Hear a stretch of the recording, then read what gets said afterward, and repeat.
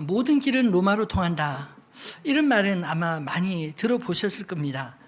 로마서가 기록된 당시 로마는 세계의 모든 것을 빨아들이는 풍요로운 제국이었습니다.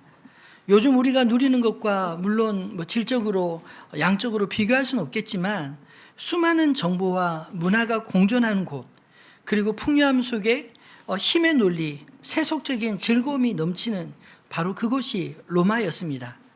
그런데 그곳에서도 하나님의 복음이 선포되고 심지어 사도 바울과 같은 전도자들이 들어가기 전에 복음을 사모하는 사람들에 의해 자생적으로 교회가 세워졌다는 것, 참으로 놀랍지 않나요?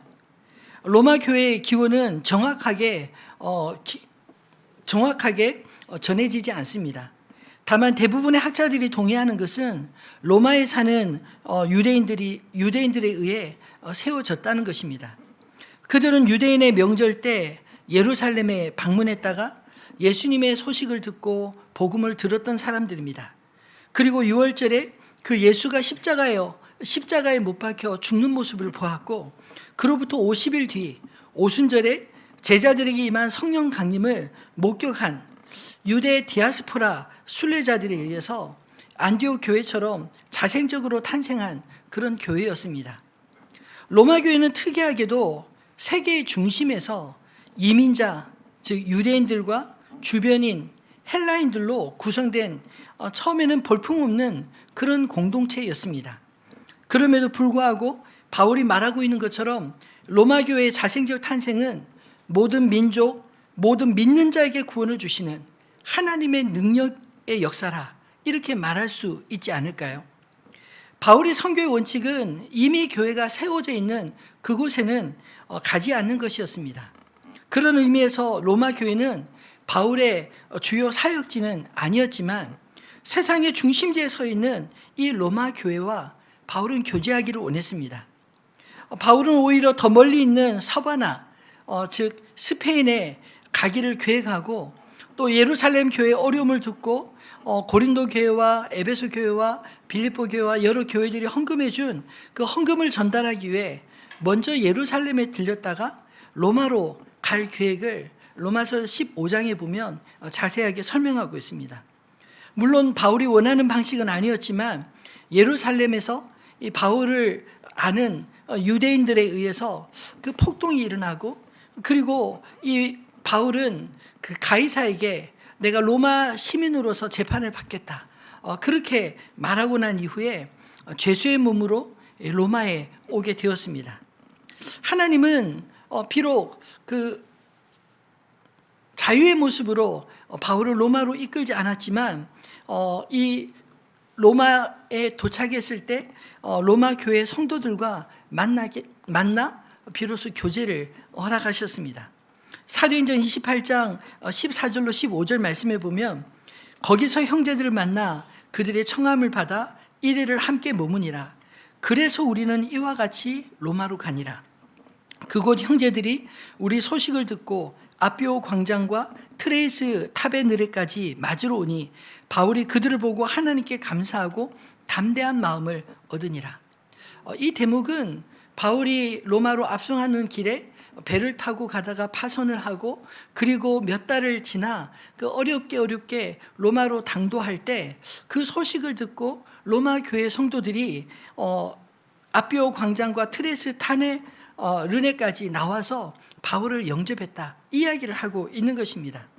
아마도 바울보다 먼저 도착한 로마서가 이 바울과 로마 교회를 연결해준 그런 고리 역할을 하지 않았을까요?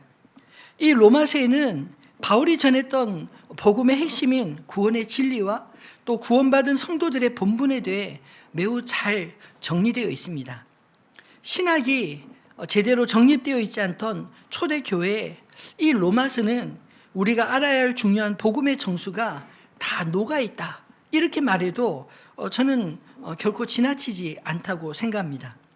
오늘부터 시작되는 이 로마서 강의를 통해서 로마가 들어있던 복음, 이미 알고 있는 복음을 좀 더 명확하게 정리되어 구원의 감격과 능력을 경험하는 그런 기회가 되기를 주님의 이름으로 축원합니다. 그럼 본문으로 들어가서 로마가 들어야 될 복음의 내용 어떤 것인가요? 1절에서 바울은 자신을 이렇게 소개하고 있습니다. 한번 같이 읽어볼까요? 예수 그리스도의 종 바울은 사도로 부르심을 받아 하나님의 복음을 위하여 택정함을 입었으니 아멘. 우리가 지난주에 살펴본 빌립보서와 마찬가지로 바울은 로마 교회도 자신을 예수 그리스도의 종이라 이렇게 소개하고 있습니다. 또한 사도로서 하나님의 복음을 위해 직접 그리스도로부터 택정함을 받아 복음의 증인이 되었다는 것을 밝히고 있습니다. 왜냐하면 사도 바울의 사도성에 의심하는 사람들이 있었기 때문에 자신이 그리스도께로부터 직접 부름받은 사실을 알려야 했습니다. 그의 주장은 그가 복음을 위해 달려온 삶을 뒷받침해 주기에 우리는 바울의 사도성을 결코 의심하지 않습니다. 바울은 철저히 그리스도 예수의 종으로 자신의 이야기가 아닌 그리스도 예수의 복음만을 전하며 살지 않았습니까? 5절에는 1절과 연결해서 자신의 사도직의 사명을 또 이렇게 설명합니다. 그로 말미암아 우리가 은혜와 사도의 직분을 받아 그의 이름을 위하여 모든 이방인 중에서 믿어 순종하게 하나니. 바울은 믿음을 순종과 동전의 양면처럼 보았습니다. 믿어 순종케 한다. 이 말은 믿음은 반드시 순종을 동반해서 변화를 가져온다는 것을 이 짧은 구절을 통해 설명하고자 하는 것이죠. 이것은 예수님의 지상 사명인 마태복음 28장 19절로 20절의 말씀이기도 합니다. 한번 같이 읽어볼까요? 그러므로 너희는 가서 모든 민족으로 제자를 삼아 아버지와 아들과 성령의 이름으로 세례를 베풀고 내가 너희에게 분부한 모든 것을 가르쳐 지키게 하라. 볼지어다 내가 세상 끝날까지 너희와 항상 함께 있으리라 하시니라. 아멘. 복음은 단지 가르쳐지기만 할 뿐 아니라 우리가 마땅히 따라야 할 구원받은 자의 삶을 제시하고 있습니다. 그러므로 믿음만 있고 순종이 없다면, 또 예수를 믿는데 변화가 나타나지 않는다면 우리가 정말 예수를 믿는지 의심해 봐야 하지 않을까요? 바울 서신들이 교회들에 직접 전달된 이 내용들은 바로 그런 이유들로 구체적인 많은 이야기들을 담고 있습니다. 그리고 마지막으로 6절로 7절 말씀은 로마 교회를 향한 바울의 인사입니다. 너희도 그들 중에서 예수 그리스도의 것으로 부르심을 받은 자니라. 로마에서 하나님의 사랑하심을 받고 성도로 부르심을 받은 모든 자에게 하나님 우리 아버지와 주 예수 그리스도로부터 은혜와 평강이 있기를 원하노라. 저는 이 말씀을 묵상하면서 특별히 6절로 7절 말씀에 부르심을 받은 자들, 이 로마 교회 성도뿐만 아니라 우리들 역시 그리스도 예수께로부터 부르심을 받았는데 이 부르심을 받았다는 것이 무엇을 의미하는지 이 말씀을 통해서 함께 나누고 싶습니다. 바울은 비록 한 번도 만난 적이 없었던 로마 교회를 향해서 이렇게 편지할 수 있었던 이유가 무엇입니까? 바로 그들과 바울을 연결시켜주는 복음, 곧 예수 그리스도께로부터 부르심을 동일하게 받았기 때문 아닌가요? 우리가 한 교회로 부름받을 수 있는 이유 역시 우리 각 사람이 그리스도 예수께로부터 부름을 받아 이 자리에 있는 게 아니겠습니까? 비록 여러 가지 개인차가 있음에도 불구하고 우리가 그리스도 예수를 중심으로 하나가 될 수 있는 이유는 바로 우리 모두가 그리스도 예수로부터 각자가 이 세상 사람들 중에 동탄에서, 때로는 오산에서, 때로는 수원과 기흥에서 하나님의 사랑하심을 받고 성도로 부르심을 받은 자들이기 때문입니다. 비록 우리가 로마서를 이해하는데 로마와 대한민국이라는 지역의 차이, 민족의 차이, 혹은 2000년이라는 시간과 공간의 차이는 있지만 여전히 로마서는 저는 시간과 공간의 차이를 넘어서 오늘 여전히 우리가 들어야 될 복음을 제시하고 있다고 믿습니다. 그렇다면 로마서를 통해 내가 들어야 될 복음은 무엇일까요? 부름받은 내가 들어야 될 복음은 무엇일까요? 첫 번째로 나는 예수 그리스도의 것이라 이렇게 선포하고 있습니다. 바울은 로마서 1장 2절로 3절에 곧바로 복음에 대해서 이렇게 설명하고 있습니다. 우리 2절로 4절 같이 읽어볼까요? 이 복음은 하나님이 선지자들을 통하여 그의 아들에 관하여 성경에 미리 약속하신 것이라. 그의 아들에 관하여 말하면 육신으로는 다윗의 혈통에서 나셨고 성결의 영으로는 죽은 자들 가운데서 부활하사 능력으로 하나님의 아들로 선포되셨으니 곧 우리 주 예수 그리스도시니라. 아멘. 여러분, 사도 바울은 복음에 대해서 쭉 설명하고 있는데 이 복음이 여러분이 알고 있는 복음과 동일한가요? 혹시 우리는 복음을 내가 듣고 싶은 좋은 이야기 정도 이렇게 생각해 오지는 않았습니까? 그렇다면 바울이 전하는 복음과 어쩌면 저는 전혀 다른 이야기를 복음으로 오해했을지 모릅니다. 많은 사람들이 복음을 축복을 가져다 주는 혹은 삶의 평안을 주는 듣기 좋은 소식 정도로 생각하는 경향이 있지 않나요? 근데 정작 예수 그리스도의 이야기를 하면 듣기 싫어합니다. 아니 뭐 다 아는 이야기 왜 새롭게 하느냐 이렇게 이야기하거나 마치 예수님의 이야기를 옛날 이야기처럼 그렇게 지겹게 느껴지지 않으시나요? 근데 바울이 전하는 복음의 내용은 오직 예수 그리스도 이야기뿐입니다. 육신으로는 다윗의 혈통으로 나셨다 이렇게 말하고 있는 것은 예수님의 탄생으로부터 그의 삶과 죽음 모두가 이미 하나님께서 선지자들을 통해서 미리 구약 성경에 예언하신 그대로 메시아 곧 그리스도가 이 땅에 오셨다라는 것입니다. 예수는 우연히 이 땅에서 유명해진 한 사람이 그리스도로 성장하는 그런 이야기책이 아닙니다. 예수님에 대한 예언은 선지자들이 줄곧 이야기해오던 가장 중요한 구약의 주제였습니다. 이사야 선지자는 이렇게 예언했습니다. 이사야서 7장 14절, 9장 6절로 7절 말씀을 한번 같이 읽어볼까요? 그러므로 주께서 친히 징조를 너에게 주실 것이라.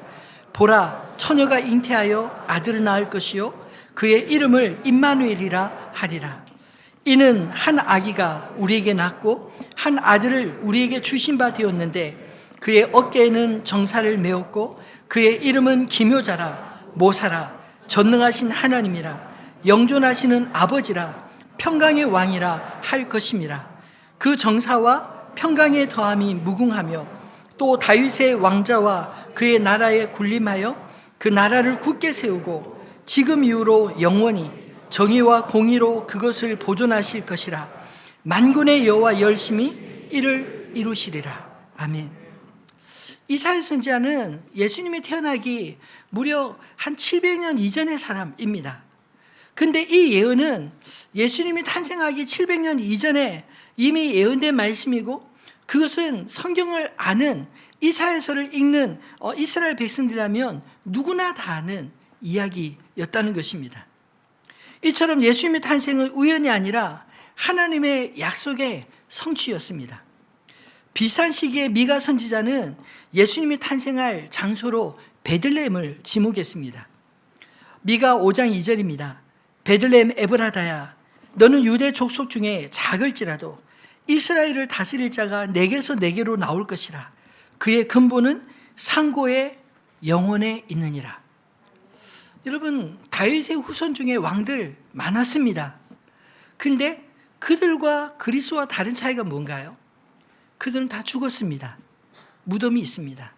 그리고 그들은 영원하지 않습니다.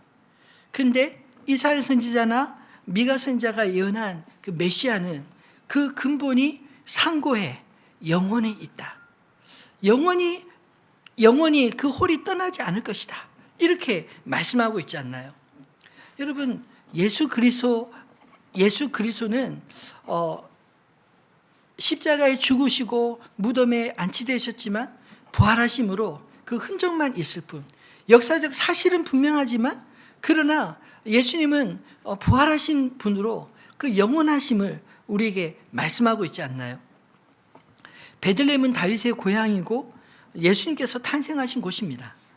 원래 예수님이 자라신 곳은 나사렛이지만 로마 황제의 영을 따라 자신의 고향에 가서 호적 신고하라는 명령 때문에 만삭의 몸으로 마리아가 요셉을 따라 나섰다가 베들레헴에서 예수님을 낳게 되었습니다.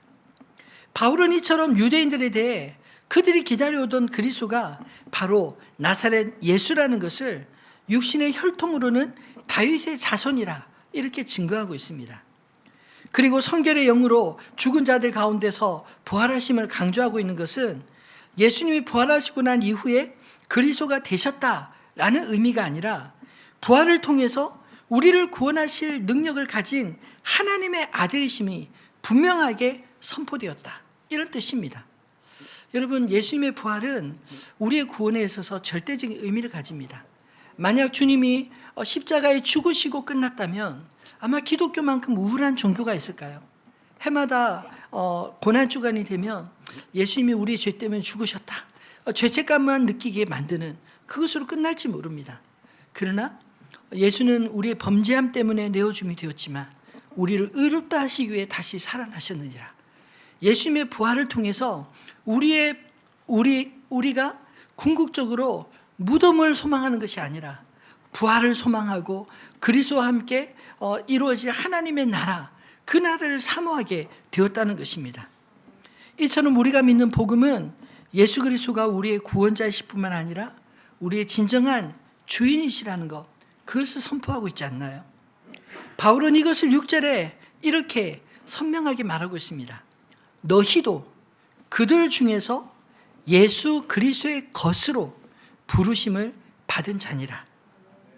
여러분이 예수 그리스도의 것임을 믿으십니까? 우리가 이방인들 중에서 예수 그리스도의 것으로 부르심을 받았다, 이 말이 의미하는 바가 무엇일까요? 구원의 본질이 나와 그리스도가 무슨 관계냐, 여기에 달려 있다는 것입니다. 하나님이 구원하시기로 작정한 사람들은 하나님이 그의 아들을 통해 우리에게 이루신 십자가의 죄사함을 믿고 그리스도의 부활을 통해 우리가 죄에서 죽을 존재가 아니라 그리스도 예수와 함께 부활에 참여할 자임을 믿는 자인 것입니다. 하나님은 그 아들을 통해 이루신 이 구원을 전적으로 믿는 자들을 의롭다 하십니다. 그러므로 내가 그리스도 예수의 것이라는 이 사실을 기쁘게 받으시기를 바랍니다. 내가 주님의 것이면 주님이 당신의 것을 책임지지 않겠습니까? 제가 하늘빛 우리 교회를 개척할 때 또 이 그리스도 예수의 것이라는 그 의미를 주님이 가르쳐 주시고 개척을 시작하게 하셨습니다. 제가 자주 말해서 다 외우시겠지만 그래도 하겠습니다. 개척하던 그해 1월 달에 모든 게 불확실했습니다. 이 분당 우리 교회라는 큰 교회가 개척을 지원했지만 실제로 따라온 사람은 몇 되지 않고, 그리고 사람은 계산이 되잖아요. 사실은 개척 처음 해봤는데 계산해 보니까 답이 안 나오는 겁니다. 그래서 너무나 생각만 해도 두렵고 염려가 되니까 잠도 깊이 들지 못하고 새벽에 눈이 저절로 떠지고, 그리고 무릎 꿇고 하나님 앞에 기도했습니다. 하나님 도와주세요. 개척이 실패할까 두렵습니다. 그때 주님이 책망하는 음성을 분명히 들었습니다. 이 목회가 네 목회냐 내 목회냐?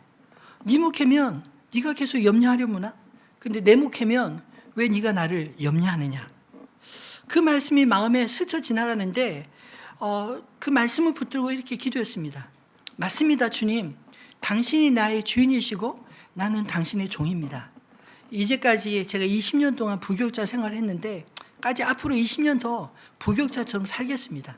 대신 약속해 주십시오. 당신의 것이라고 했으니 당신 책임져 주십시오. 제가 염려하고 근심하는 것들이 하늘빛 우리 교회에서 일어나지 않도록 주님 보살펴 주십시오. 그렇게 기도했습니다. 근데 정말 그 이후로 마음이 얼마나 평안한지 재정에 대한 염려가 완전히 사라졌습니다. 신기하지 않나요? 아무것도 바뀌지 않은데 그냥 그 약속이 저한테 믿어졌습니다.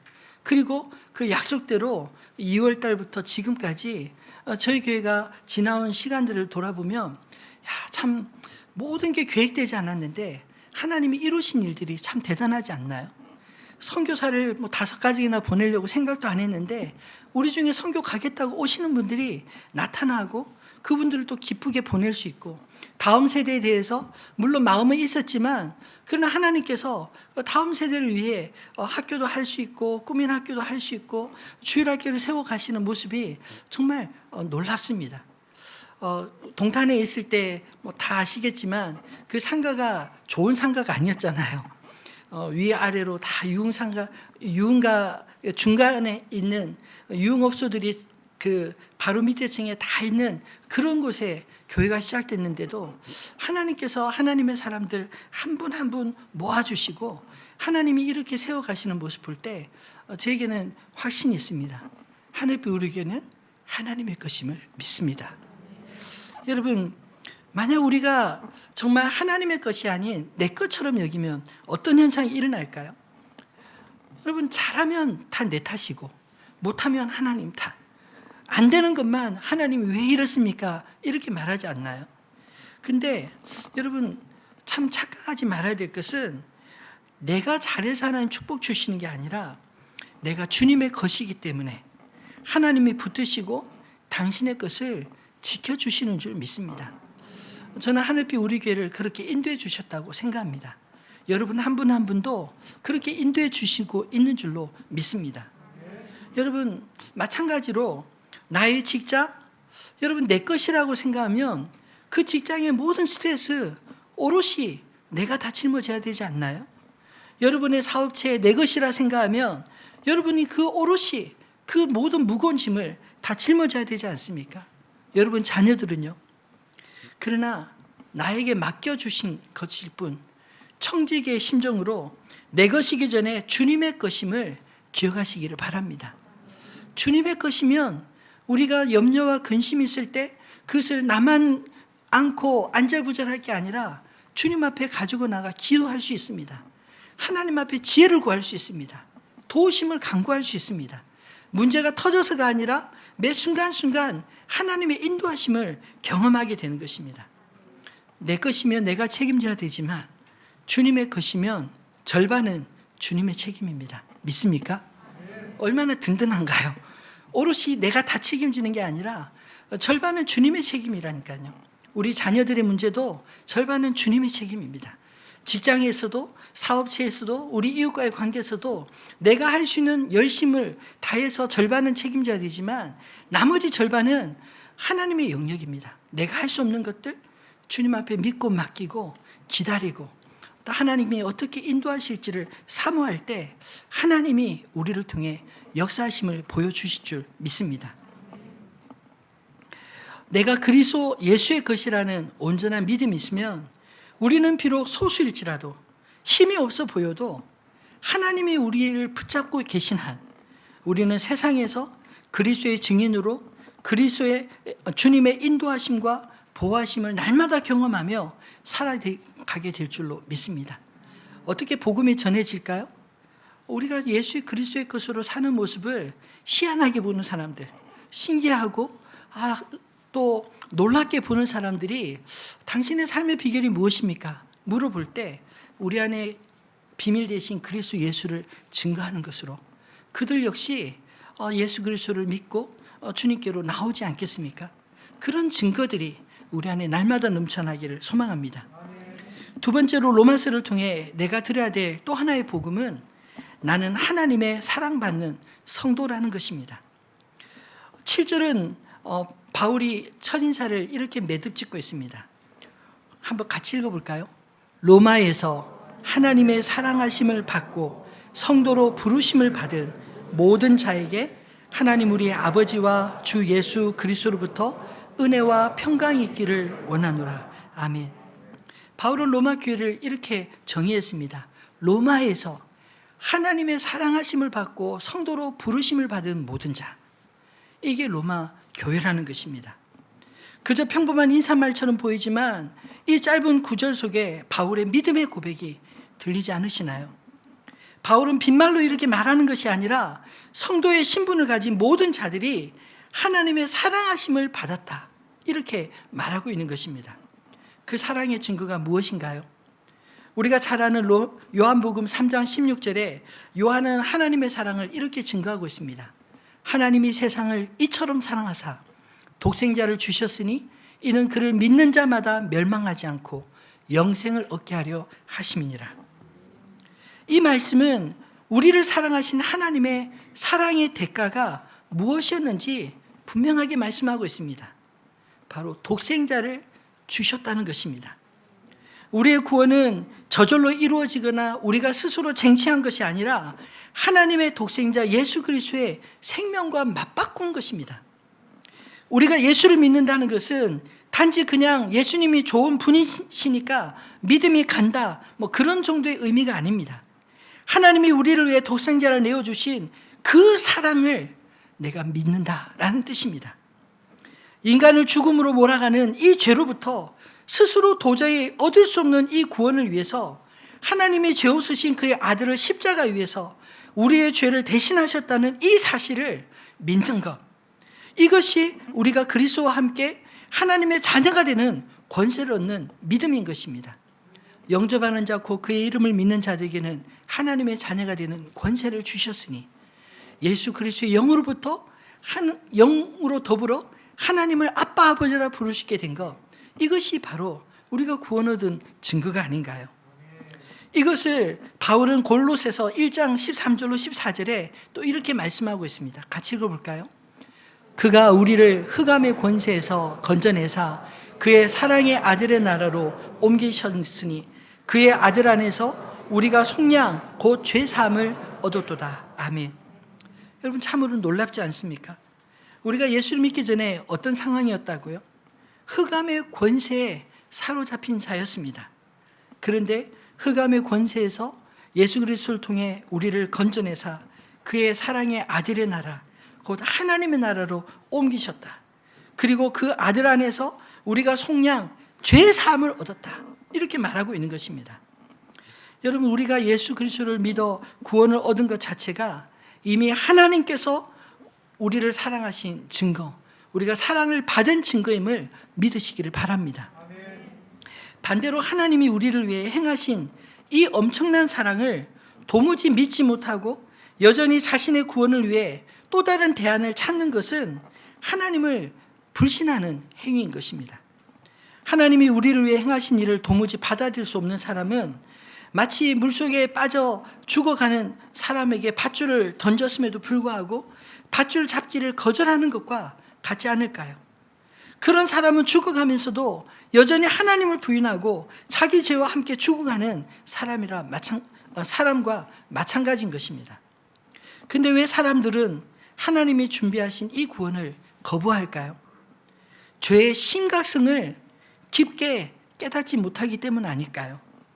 혹은 하나님을 알기 전에 다른 종교나 사상들로부터 잘못된 구원관을 가졌기 때문 아닙니까? 그리고 율법주의자들과 같이 죄로부터 구원에 이르는 길에 하나님이 행하신 일이 부족하다 여기고 자신의 구원을 위해 자신이 무엇이든 더 해야 된다라고 생각하기 때문 아닐까요? 여러분 복음은 관념이 아니라 관계로 풀어야 합니다.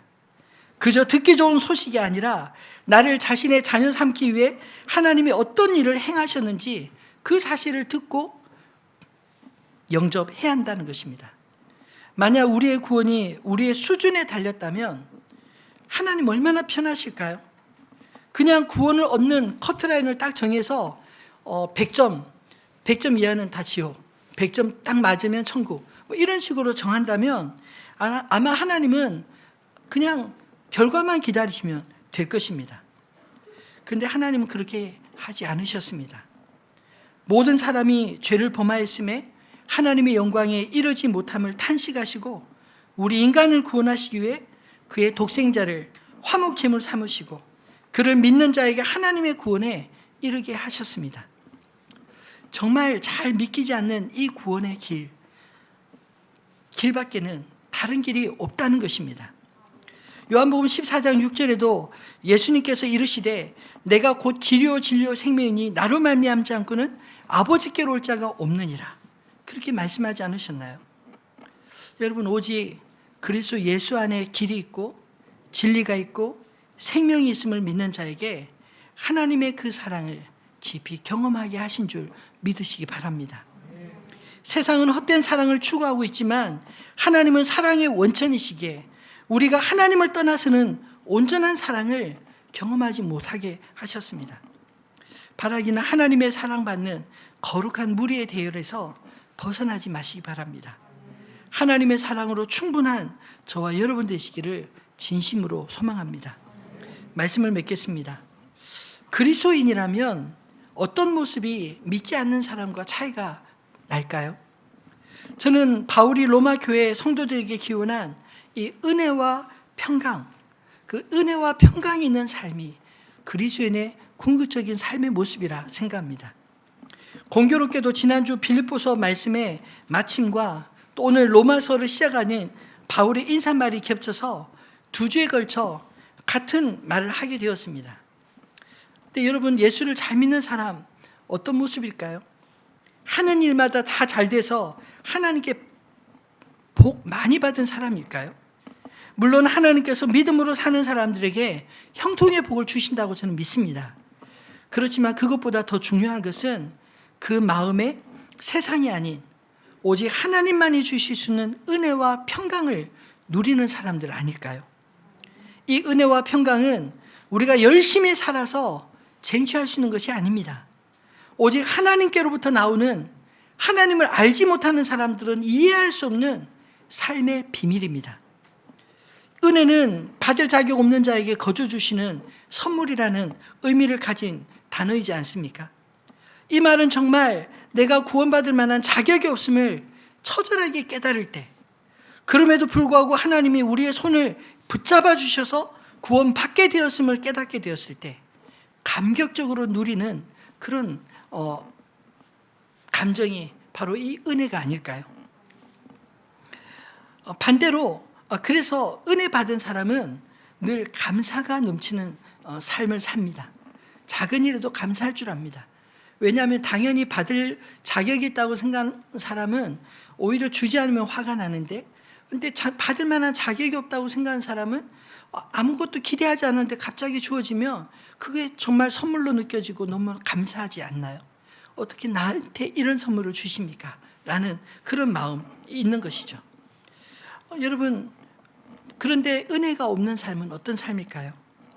매사에 짜증과 원망과 불안과 두려움에 사로잡힌 그런 삶을 살지 않겠습니까? 사람들이 알아주지 않아도 은혜 받는 사람은 별로 영향받지 않습니다. 사람들의 평가로 일입이 하지 않을 수 있는 것은 여전히 나를 향하신 하나님의 그 사랑이 변함이 없음을 믿기 때문입니다. 변화무쌍한 사람들의 인정과 칭찬 또는 비난과 평가에 매이지 마시고 나를 향한 하나님의 그 사랑을 신뢰하며 은혜의 감격에 감사하는 삶을 사는 저 여러분 되기를 소망합니다.